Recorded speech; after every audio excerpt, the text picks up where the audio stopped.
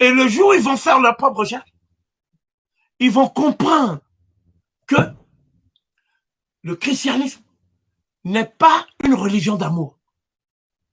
C'est une religion de prédation, d'assimilation, de destruction de nos valeurs.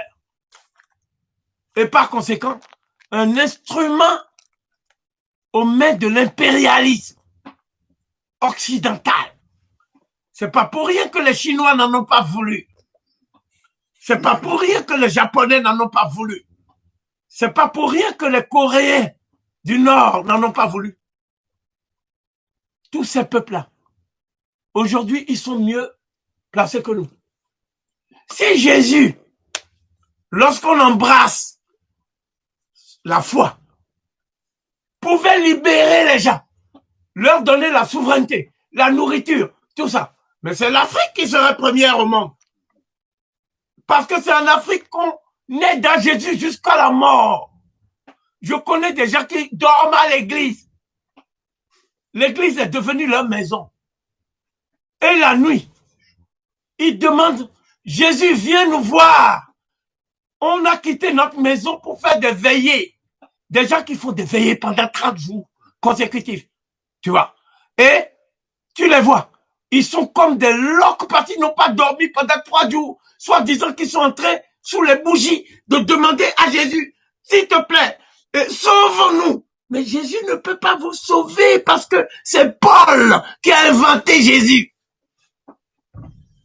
Mais c'est pas clair. Donc, ce que je veux que les Africains comprennent, il n'y a pas de sauveur.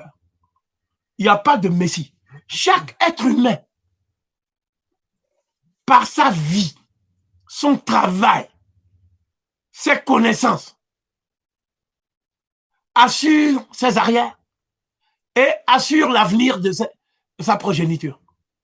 Chaque être humain est son propre sauveur. Et le paradis, c'est des nuages. Il n'y a pas de paradis, c'est des nuages. Ils m'ont dit, Kofi, tu vas amener les Africains dans l'athéisme. Voici ma position.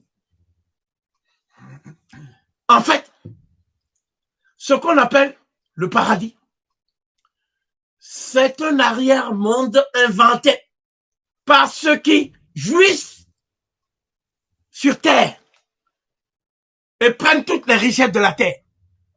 Je vais même être plus explicite. Le paradis n'existe pas pour les Occidentaux.